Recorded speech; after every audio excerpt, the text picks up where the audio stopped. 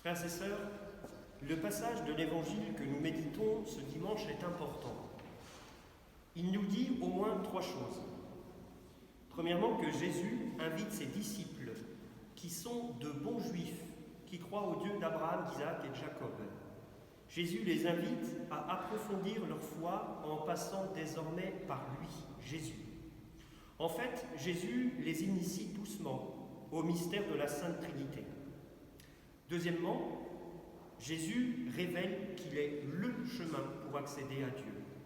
Et puis, derrière ça, troisièmement, Jésus dit son identité profonde de Fils de Dieu. Alors, en dehors du passage dans lequel Jésus initie ses disciples à passer d'une foi en un Dieu unipersonnel en un Dieu pluripersonnel, Jésus nous invite tous, disciples d'hier, d'aujourd'hui et de demain, à une foi qui passe par lui, à une foi christocentrée. Je suis le chemin, la vérité et la vie. Personne ne va vers le Père sans passer par moi. Je suis le chemin. Jésus développe cet aspect dans l'évangile que nous venons d'entendre. Il est la parole du Père. Les paroles que je vous dis, dit Jésus, je ne les dis pas de moi-même. Le Père qui demeure en moi fait ses propres œuvres. Il est le visage du Père. Philippe, celui qui m'a vu, a vu le Père. Et puis ses œuvres sont les œuvres du Père. Jésus dit, si vous ne croyez pas en moi, croyez du moins à cause des œuvres elles-mêmes. C'est en ce sens qu'il est le chemin. Il est la parole du Père, le visage, et il accomplit les œuvres du Père. Il est le chemin que Dieu a emprunté pour venir à nous, et il est celui que nous sommes invités à emprunter pour aller à Dieu. Alors, frères et sœurs, il faut s'interroger sur l'aspect christocentrique de nos vies chrétiennes. Est-ce que nos vies chrétiennes, notre vie de prière, passe réellement par Jésus? Est-ce que parfois nous n'en restons pas trop souvent à une espèce de relation assez générale avec Dieu sans préciser vraiment à qui on s'adresse? La liturgie nous forme à cette vie de prière christocentrée.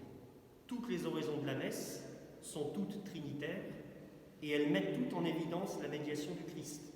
Vous remarquerez que les oraisons se terminent toujours par Jésus, le Christ, notre Seigneur. La messe, l'adoration du Saint-Sacrement, les sacrements mettent en évidence la médiation du Christ. Pas seulement parce que c'est Jésus qui a institué les sacrements, mais surtout parce que les sacrements nous configurent à Jésus.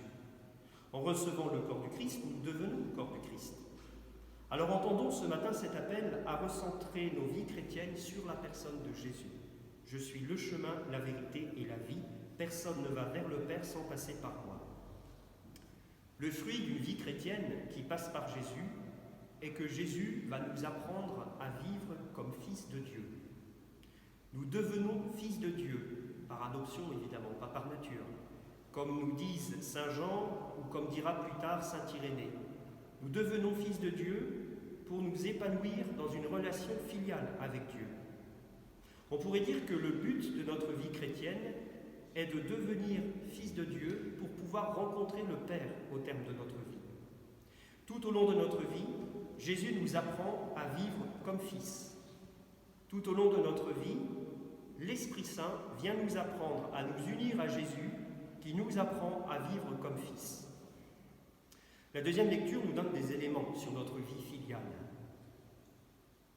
Saint Pierre écrit « Vous aussi, entrez dans la construction de la demeure spirituelle pour devenir le sacerdoce saint et présenter des sacrifices spirituels agréables à Dieu par Jésus-Christ. » Notre vie filiale ne peut se développer qu'à travers la vie en Église, qui est le corps du Christ.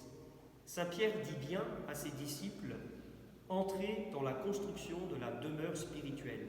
La demeure spirituelle, il s'agit de l'Église. Effectivement, c'est l'Esprit Saint qui sanctifie et qui vivifie l'Église. C'est lui qui conduit à Jésus, c'est lui qui conduit au sacrement.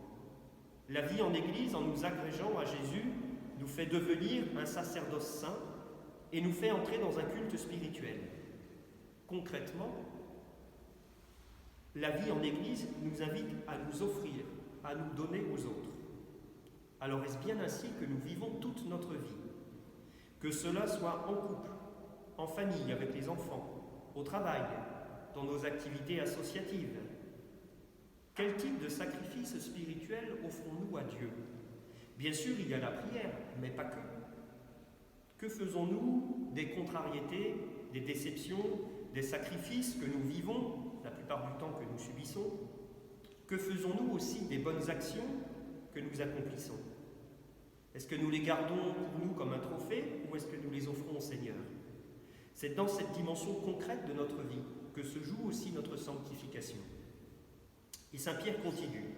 Il dit « Vous êtes une descendance choisie, un sacerdoce royal, une nation sainte, un peuple destiné au salut, pour que vous annonciez les merveilles de celui qui vous a appelé des ténèbres à son admirable lumière. » La vie en Église comporte nécessairement une dimension missionnaire, pour que vous annonciez les merveilles de celui qui vous a appelé des ténèbres à son admirable lumière. Alors à nouveau, demandons-nous si nous annonçons, si nous témoignons du Christ dans notre vie. Lorsque la foi est vue de manière exclusivement privée, il n'y a pas de transmission ni de dynamique missionnaire. Heureusement que les apôtres n'ont pas fait de la foi une réalité essentiellement privée, parce que sinon nous ne serions pas là aujourd'hui. Il faut être bien clair par rapport à la situation dont nous allons maintenant progressivement sortir, à savoir celle d'un culte chrétien qui a été confiné, qui s'est réduit à une dimension essentiellement domestique et privée. Cette manière de vivre notre foi ne peut être ni devenir une norme. Elle est seulement supplétive. La foi comporte par nature une dimension publique et une dimension sociale. Alors que nous allons progressivement sortir du confinement et pouvoir progressivement reprendre un culte public, demandons-nous ce que nous pouvons faire pour déconfiner aussi notre foi. Je suis sûr que l'Esprit Saint saura nous inspirer si nous l'écoutons. Mes frères et sœurs, la vie filiale qui passe par la vie en Église n'échappe pas à notre humanité. Et nous pouvons faire l'expérience de tensions dans notre vie en Église. C'est ce que rapporte la première lecture. Déjà à l'époque des problèmes de langue. Alors là, il ne s'agit pas du latin, mais il s'agit des langues grecques et des langues hébraïques. Bien sûr, le vrai problème n'est pas dans les langues, mais il est dans les différentes origines de ceux qui constituent l'Église, entre, pourrions-nous dire, le premier cercle de chrétiens d'origine juive et le deuxième cercle d'origine païenne. Et ceux-ci ont l'impression d'avoir moins d'importance et de considération que cela. Alors encore une fois, les tensions dans l'Église sont normales. Si nous décelons des tensions dans l'Église, que cela soit au sein de son gouvernement, si nous en décelons dans les paroisses, souvenons-nous qu'il y a eu du tirage entre Saint-Pierre et Saint-Paul, entre les chrétiens d'origine juive et d'origine païenne. Fallait-il que tout le monde passe par la circoncision pour devenir chrétien? Souvenons-nous, comme nous l'avons entendu dans la première lecture, qu'il y a eu des tensions pour des questions de langue. Ce qui importe, ce ne sont pas les tensions, mais c'est la manière dont elles sont résolues et vécues. Dans la première lecture, les apôtres vont se recentrer sur l'essentiel de leur mission. Ils vont dire « Il n'est pas bon que nous délaissions la parole de Dieu pour servir aux tables. » Ceci étant fait, l'Esprit Saint leur inspire la création de ce que nous allons appeler le ministère diaconal. Cherchez plutôt 7 d'entre vous, des hommes qui soient estimés de tous, remplis d'Esprit Saint. Recentrement sur l'essentiel et liberté inspirée pour répondre aux besoins qui se font jour. Voilà l'œuvre de l'Esprit Saint.